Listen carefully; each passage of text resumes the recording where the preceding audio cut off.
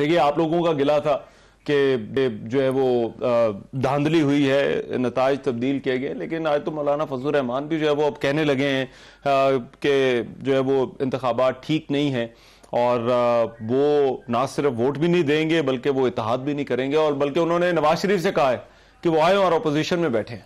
बिस्मिल्लाह। जहां तक रहमान साहब धांधली की बात है ना, ये धांधली बहुत छोटा लफ्ज है, मतलब 80 सीटें एमएनए की उठा के ले जाना और उसको आप धांधली कहते हैं। 2-4 की समझ लगती है, 10-10 हजार वोट ऊपर नीचे पाकिस्तान की हिस्ट्री में होते रहे हैं। 1-1 लाख वोट की धांधली मतलब पाकिस्तान की तारीख में पहले कभी नहीं देखी। मैं एक एमएनए से बात कर रहा था कराची में, उसने कहा मेरे वोट थे 1,05,546, सिंपल सा है, और हम जो मेरा मुखालिफ था उसके 7,000, इधर से 1 लाख उठा के उधर 1 लाख लगा दिया और मुझे 5,000 कर दिया। ये धांधली नहीं होती। और आप ये देखिए अगर मौलाना फजलुर रहमान जैसा बंदा अगर ये कहता ना ये धांधली हो रही है तो फिर तो शायद सिस्टम को भी एक्सेप्ट कर लेना चाहिए। हमारा तो इंप्रेशन ये था कि देखिए, अगर उन्होंने मौलाना जो आप कहते हैं कि पीडीएम की जमातों को फेवर दी गई इस इलेक्शन के अंदर, तो मौलाना फजलुर रहमान को क्यों फिर वो उसकी वजह एक और बाहर कर दिया गया? मौलाना साहब को शायद वो फेवर दे नहीं पाए, वरना दिल उनका भी करता होगा इनको फेवर देने का। आप ये देखेंगे 4 जमातें हैं जिन्होंने पिछले 4 दिनों में, आप सबसे पहले शुरू करें जमात इस्लामी, हाफिज नईम और सिराजुल हक साहब की प्रेस कॉन्फ्रेंस, फिर पीर पगारा साहब की, फिर लश्करी रईसानी की, और आज फिर मौलाना फजलुर रहमान। ये वो 4 जमातें हैं जो कल रात को इस्लामाबाद में जो एक वो अपना एक सर्कस सेट हुआ था, जहां पे सारा चीज एक सेटल होनी थी, एक हुकूमत की बंदरबांट होनी थी, वहां पे ही आपको 4 लोग कम से कम नजर नहीं आए। सो जिसको हुकूमत में हिस्सा मिल गया, ये सारे वो लोग हैं जिनको थोड़ा थोड़ा शेयर दिया गया। मैं एक जगह मीम पढ़ रहा था, एमक्यूएम को जब हिस्सा दे रहे थे तो एमक्यूएम के उम्मीदवार कम हो गए थे। किसी ने कहा कि कराची में कायद आजम भी लड़ रहे तो वो भी हार चुके होते, और इन्होंने कहा जी हमारे जितने उम्मीदवार उतनी सीटें। सो आई एम श्योर कि ये आज के बाद एक बहुत बड़ा क्वेश्चन है उन तमाम इदारों के लिए, उन तमाम अरबाब इक़दार के लिए जो डिफाइन करते हैं कि असल पावर जो है वो अवाम के पास है। अच्छा, देखिए, आप एतराज कर रहे हैं पंजाब के इलेक्शन पर, कराची सिंध के इलेक्शन के ऊपर, ये एएनपी अभी भी एहतजाज कर रही है, जेयूआईएफ वो भी अब तहरीक चलाने का उन्होंने भी कहा, ऐलान कर दिया, पीएमएलएन ने भी एतराज किया।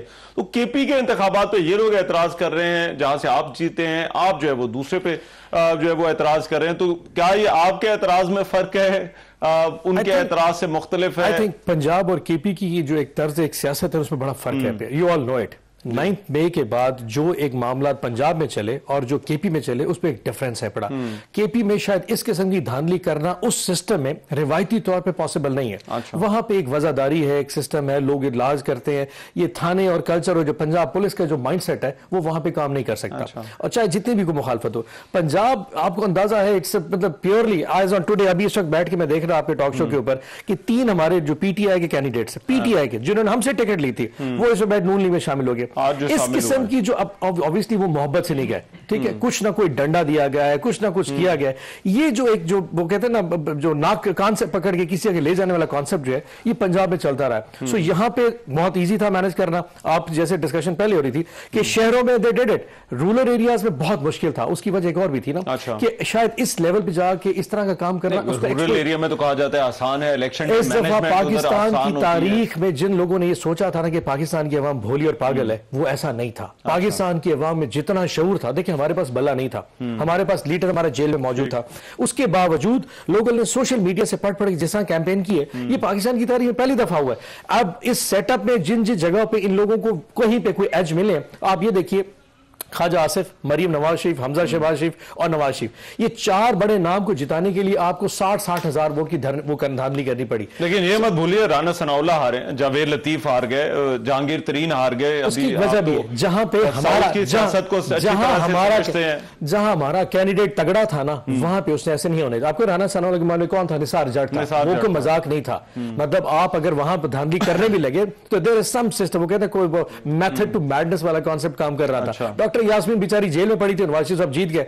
अब ओन चौधरी के सलमान अकरम राजा, अब आप 60,000 करें 1 लाख, अब ओन चौधरी को वोट अगर नवाज शरीफ से ज्यादा लाहौर में पड़ेंगे तो दिमाग बंदा हंसता तो है, मतलब ओन चौधरी का मतलब कोई मामला चल रहा है।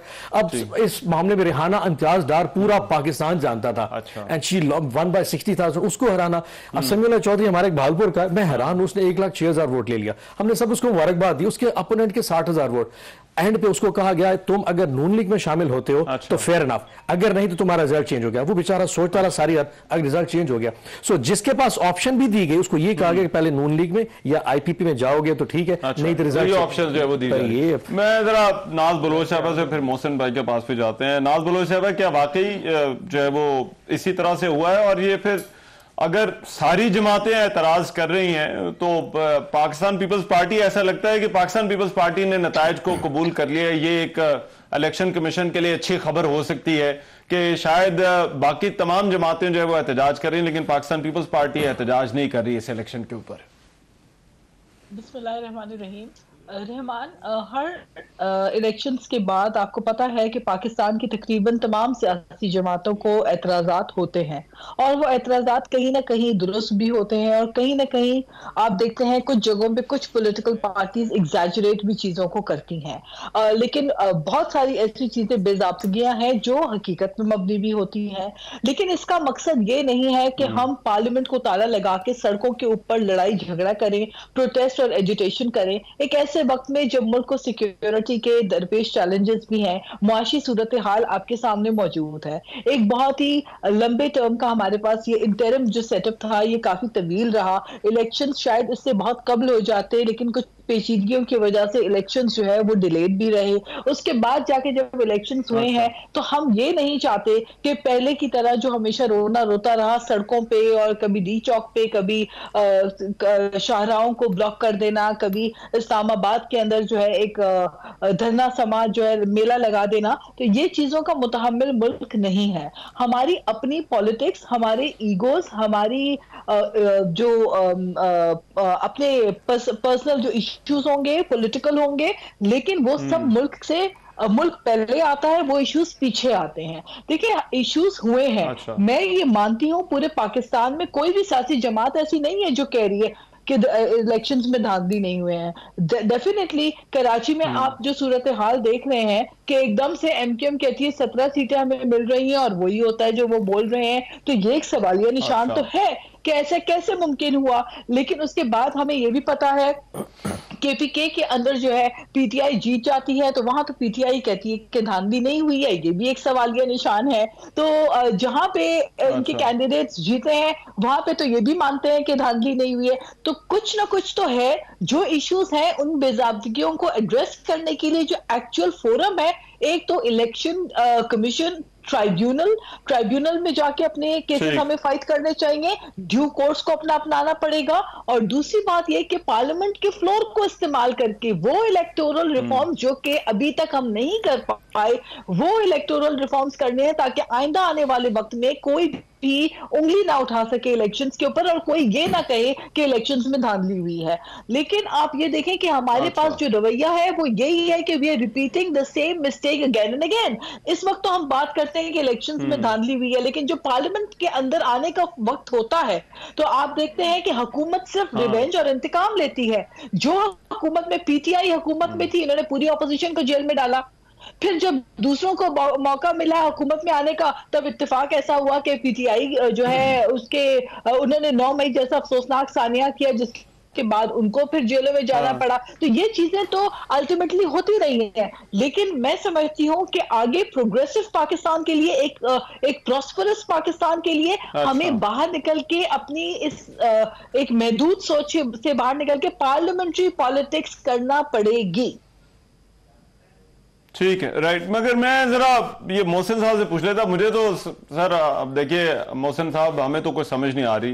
कोई कहता है कि उसके हक में मैनेज हुआ, मौलाना फजल रहमान कह रहे हैं कि ये एस्टैब्लिशमेंट ने किया, पीटीआई भी कह रही है, एमक्यूएम को भी सीटें मिल गई, पीटीआई को खैबर पख्तूनख्वा से सीटें मिल गई, मुस्लिम लीग नून को जो है वो पंजाब से मिल गई। ये इलेक्शन की गेम आपकी समझ में क्या आती है? सरगोदा भी मुस्लिम लीग नून का गढ़ था, लेकिन वहां से भी जो है वो मुस्लिम लीग नून हार गई। तो ये किसने किसके हक में मैनेज किया सर? हमें कोई समझा दें।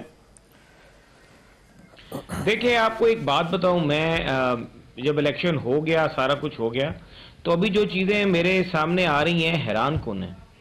हमारे हलके में कई ऐसे प्रिजाइडिंग ऑफिसर्स थे जिन्होंने लोगों से अंगूठे लगवा के उनका बैलेट पेपर ले लिया और बैलेट पेपर उनको वापस ना किया, और बैलेट पेपर के ऊपर उन्होंने मोहरें लगवा के उन लोगों को बैलेट पेपर दिया ही नहीं।